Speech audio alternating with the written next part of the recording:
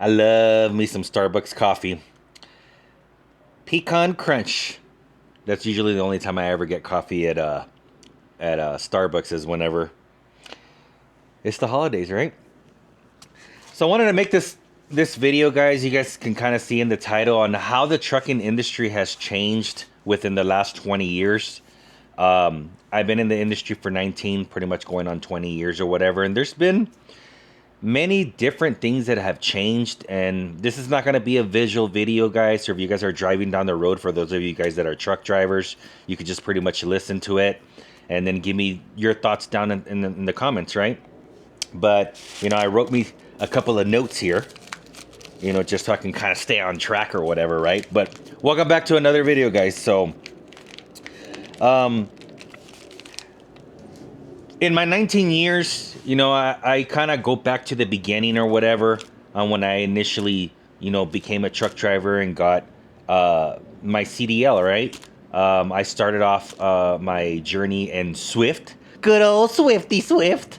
You know what I mean? I went to their school in San Antonio. I live in El Paso. I think it was a 4 weeks course or 6 weeks course, like instruction on classroom, and then they're in the range, and then you go get, you do your driving test and all that. I have a video that I'll link where I explain it in detail on how I got my license. If you guys are interested in watching it, I'll put the thumbnail on it right now. But one of the things that I kind of noticed in today's industry is the lack of training.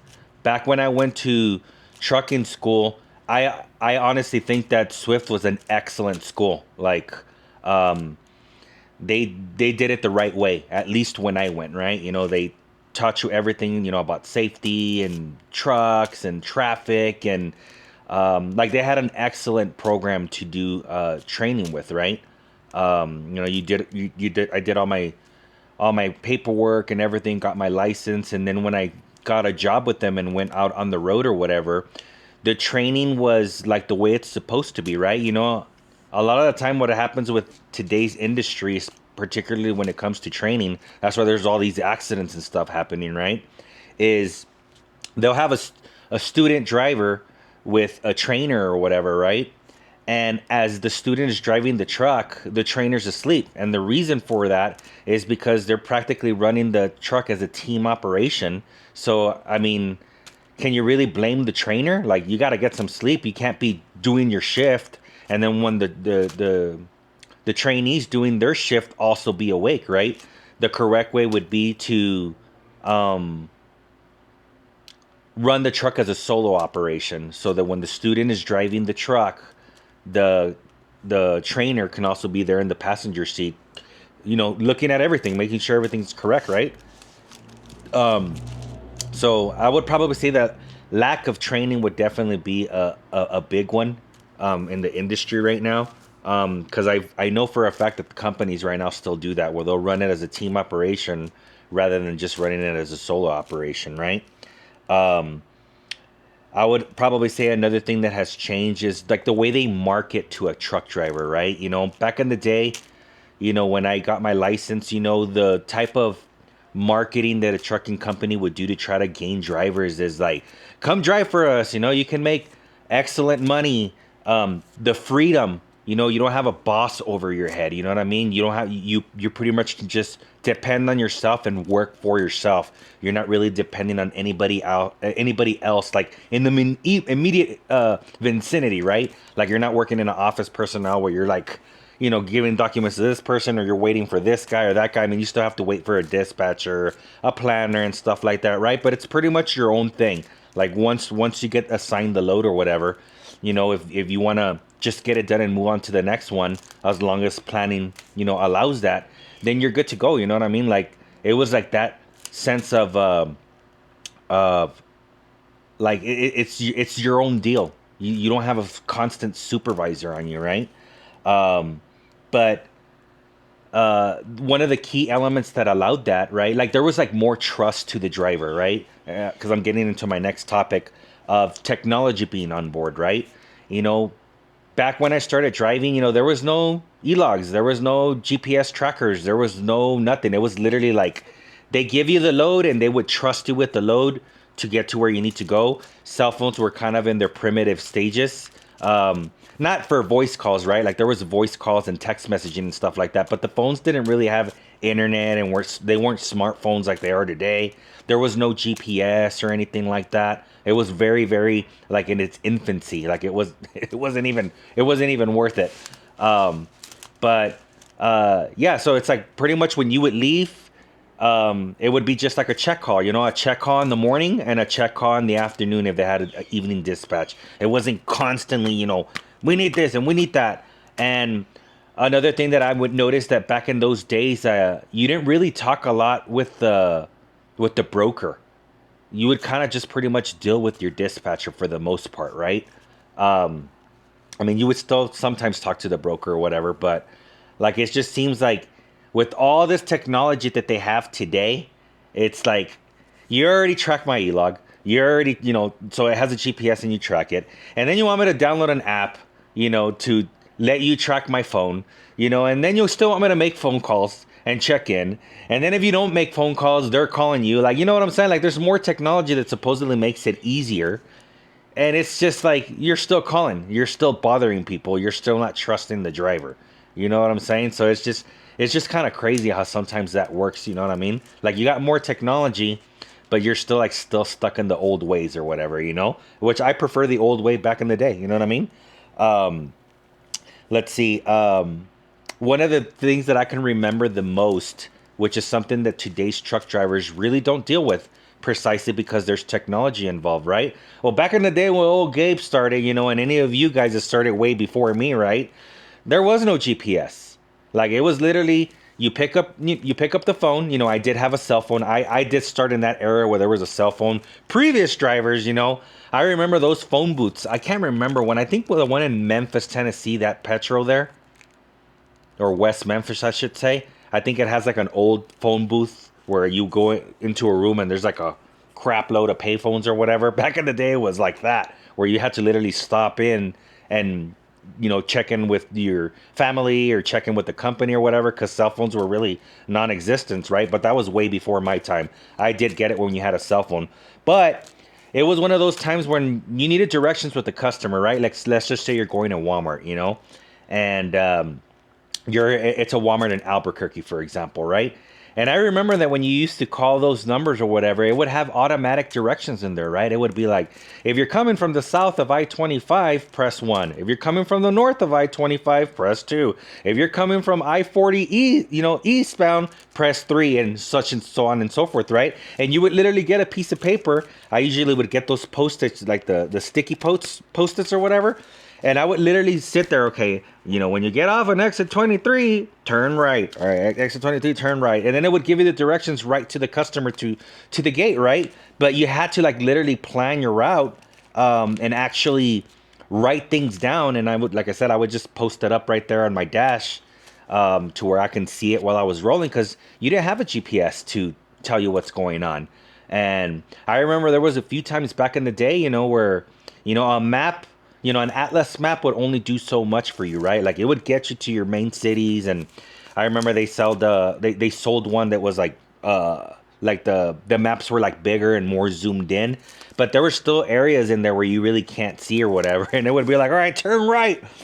I can't turn right. It's closed. And like, crap, now what do I do? But that used to be the cool thing back in the day, guys. The CBs, right? Back in the day, you would get in trouble like that, on that example where you need to make a right and you're following the customer's directions, right? Break 19, I need some local help. I'm looking for the Walmart right here. And 9 times out of 10, you would get somebody on the CB that would help you out. They would literally stay on the CB with you if they could, right? To get you to the customer. What's going on, driver? Hey, well, I got customers to Walmart. They told me to make a turn on, whatever, Dixie Street or whatever, but it's closed. All right, driver, this is what you need to do. You need to go straight, go to the stop sign, blah, blah, blah, blah, blah, blah, blah. And they would get you to the customer, right? Shit. You do that today, you get silence. It's very, very, very rare for you to be able to get local help like that, like you used to be able to get back in the day in the CB, right? You would be able to have conversations on the CB going down the road. That CB is something that I still use to this date. I don't really talk on it so much unless I'm going to ask something, right? But I definitely listen to it because drivers kind of tend to let you know if you gotta back it on down. If there's an accident up ahead or whatever, right? There's so many drivers today that they don't even mess with the CB. It's worth having in the truck. It could save you from an accident. Y'all. I think I saw a video from Bonehead Truckers where that Amazon driver just no brakes whatsoever and just slammed into somebody. I mean, if you would have had a CB, I mean, it looked like if it was a local truck, but still, it's still good to have a CB. Other drivers would have been letting you guys know, hey, there's an accident, and yardstick 23 or whatever. You know what I mean? Back it on down. Brake check, whatever. All the terms that us truck drivers use or whatever, right? So the CB was a good thing, and like I said, you had to write down all your directions and everything, and actually do some work. Actually get your map out, and it wasn't as easy as it is right now. If you want to see this is from El Paso to Dallas, Texas, right? Right now, you just put it in the Google machine and you're good to go. Back in the day, you had to go back, back on the back pages of the map and look for El Paso, and then you look for the nearest city to where you're going to. Okay, it's this many miles, right? You know what I mean? Like there's just so many different changes that have happened from trucking back then to the way it's today, right? I hope I'm making kind of sense, guys. Again, I got no script. I just made myself a couple of notes or whatever and just kind of going based off my experience and my memory.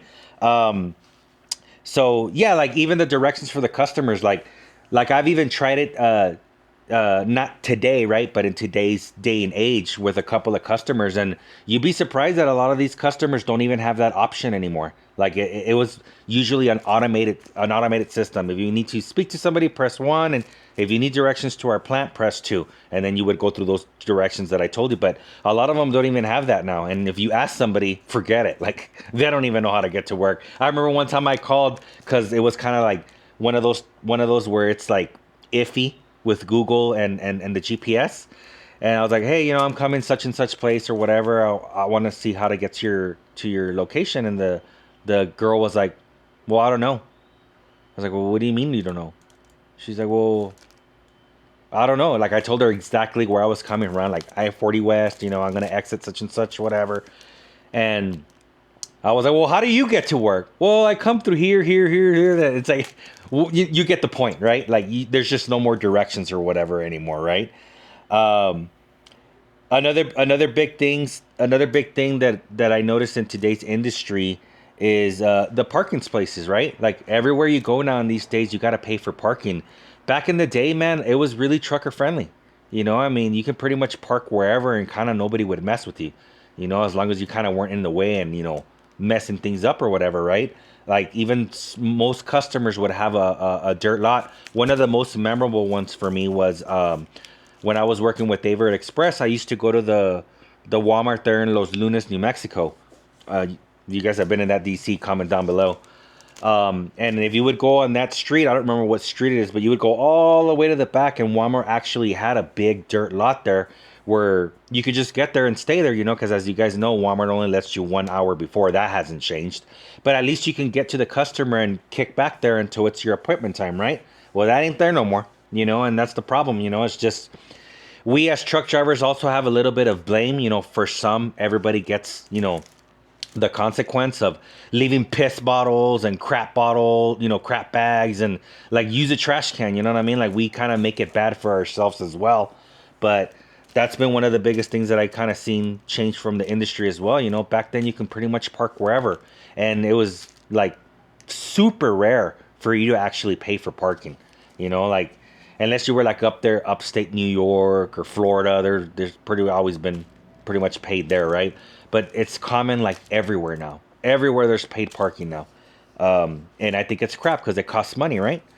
Um, so let's see. I feel that back in the day, truck drivers had like a little bit, they would get a little bit more respect. It was like people, truck drivers would take more pride in their work. And try to do a good job, right? Not only to feed your families or whatever, but to keep yourself safe and to keep everybody else on the road safe, right? And it just seems like today nobody takes that pride anymore, you know.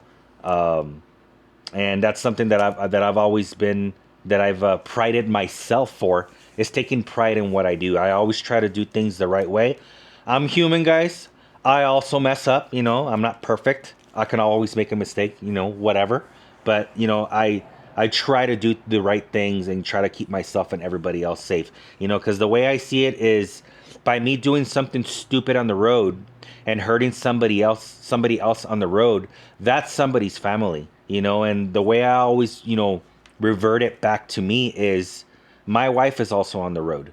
My mom is also on the road. My brother, the people that I care about, also drive on those same roads. I would hate for somebody to be unprofessional in a truck and take my family away from me. So I always try to do my part to the best of my ability to try to do the right thing and try to be a safe driver. And, thanks to God, all these years I've been able to keep myself safe and not hurt anybody or myself. And I think at the end of the day, that's what matters the most. You go out there, you make your money, and you get back home to your family. You know what I mean? Um, let's see what else. You could make some money, man. I mean, back 19 years ago, guys, when I started with Swift, I was making 24 cents a mile as a solo driver. Now, it wasn't the greatest, rate. You know what I mean? But for that time frame, it was kind of like I think I was maybe like I think that industry average was about 30 cents a mile at that point, and I started at 24 cents. And even then, I would still make some money. I didn't particularly make some money with Swift up until I switched to another company because they would, crap me around with, taking away these miles, drop it here, pick this up, whatever. Go watch that other video that I told you. I explain it there. Um, but you can actually make money for a change. You know what I mean? Um, this is the one probably that I missed the most. And I would probably say that like truckers that have 10 plus years or 20 plus years experience out on these roads can concur on this. All the mom and pops truck stops, man. You know, it used to be to where you can stop in there and get a good home cooked meal away from home. You know what I mean? You had them diners, you had the waitresses in there. It was decent food. It wasn't crazily overpriced. People would go in to the truck stop and actually socialize. You know what I mean? Like people would be having a conversation about whatever, you all know what I'm talking about. You all had that one driver like, oh man, I went to Detroit last night and let me tell you guys, this and this and this and that happened. You know what I mean? And everybody would socialize. You know what I mean? Like now you go to a truck stop and the food is super expensive. It's super unhealthy for you. And it's not even good most of the time. Not all of them, right? But most of the time. And whenever you go into the truck stop, this is exactly what you see. Everybody's on the phone. Nobody's really socializing anymore. But I really miss those mom and pops, because of the food and the camaraderie, amongst us truck drivers and being able to socialize and everything and just have a good conversation and just, take a little breather, your break away from the truck that day or whatever, and you just don't see that anymore. Like now it's all, corporate, TAs everywhere, pilots everywhere. Like there's very, very few mom and pops truck stops available, and the ones that are available, most of the time they're really super run down, and that's just because of the simple fact that they just can't compete with these big chain truck stops or whatever. But that's definitely one thing that I miss is all the mom and pops truck stops and stuff like that. um Let me see what else do I got here. Oh, paper log. Paper log is a big one, right? Um, most people would probably there's I guess controversial views or whatever on the paper log or whatever, and there were some people that would abuse it big time, driving like 10 hours more or whatever. And there's some people that would, fudge it a little bit if you just needed to, you needed that extra half an hour to get somewhere or whatever. Um, but it's just like with today's technology on board, man, it's just like so controlled to where they just don't give you no leeway on anything. Like I remember when I used to run on paper log or whatever, like you would roll more relaxed. You know what I mean? Because it's like you get to a situation where you get into a traffic accident, right? Like it's not your accident, but you're just there in your lanes or whatever, right? And let's just say you're there just creeping, going slow for the next hour or so. And that might be the hour that you need to be able to get to your customer because you already have to pick up the following day or whatever. Like you have to get there. For example, like if it's a Walmart load, you have to get there, right? But because of the way the e-log works or whatever, you might not be able to make it. So it's like now it creates a whole big chain reaction over just an hour of that time versus back when there was paper log. You wouldn't even stress about that. You would get to your customer, you do your logbook, and you're good to go. You got a little bit of leeway. You know what I'm saying? In your paper log or whatever. But I mean, now with technology, it's a good thing, but it's also a bad thing. I've talked about the driver facing cameras and stuff like that. It's like they just had more and more and more and more technology, and not only technology to monitor the driver and stuff like that, but like all the things that they do to the truck. Some things are cool, the way they design the trucks kind of around the truck driver. Like some the manufacturers add in refrigerators now. They have an inverter in them. Most of them have microwaves. I'm talking about new trucks, right? But then at the same time, it's like you've excuse me, you've added so many other crappy stuff, like all this emission stuff or whatever on these engines and stuff like that. And whether you're a company driver or an owner operator, I mean, obviously, if you're an owner operator or a small fleet owner, it's going to affect you a little differently than if you're just a company driver. But at the end of the day, guys, it affects everybody. It affects 100% everybody, because if you're a company driver and let's just say it derates, right? Well, now you got to waste your time. Like now you got to literally sit there, wait for the tow truck driver, have the tow truck driver take it to the shop. Then it's going to be like, well, let's see when the shop can get it in. By the time it's all said and done, you might be there a week, and some companies do pay breakdown pay, some of them don't. But at the end of the day, like you still lost money. You know what I mean? Because you made less than what you would have made if you would have been rolling the truck, even if you got some sort of breakdown pay. And if you're an owner operator, where it's even worse, you know what I mean? Because you ain't getting paid breakdown pay, and everything's costing you money. You got to pay your tow truck, you got to pay, the shop and all that stuff. It's like the more and more and more stuff that they add into these trucks, like they just make it worse. You know what I mean? Just leave the trucks the way they were back then. Like as far as for driver comfort, I'm all for that, right? But all these mechanical things that they've changed in the industry is just it's just crappy. You know what I mean? Like it's cost people their livelihood. There's been friends of mine that I know personally that have literally went bankrupt, because of the emission system. Like the truck ran beautiful. No other problems, I'm not going to say no other problems, but no major problems, A hose here, a tire there, brakes there, regular wear and tear items. Every now and then maybe a big part or whatever, an alternator or an AC compressor or something. Man, these mosquitoes are eating me alive. I should have put some off on here. I wanted to kind of do it outside. But yeah, I mean, I had those thoughts, guys. I'm pretty sure that I'm probably missing a few items. But I'm very curious, man. I mean, whether you're just seeing this video because you like trucking, awesome. Thank you guys. Thank you guys for watching it. But I'm very particularly interested in hearing from you guys, you drivers, truck drivers that have been in the industry, 10, 20, 30, 40 years, maybe even before my time. Am I missing anything on the way it was back in the day? You know what I mean? But those were kind of just things that I can kind of think of that the industry has kind of changed and progressed on the 19 years that I've been with it or whatever, right?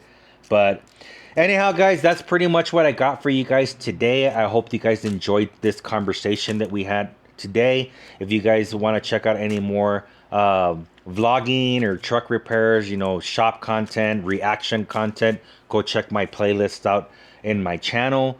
Comment whatever you got down in your brain. And you all stay safe out there, drivers, for the ones that are driving and anybody there at the house. You guys have a great rest of your day. Peace out. Like, share, and subscribe.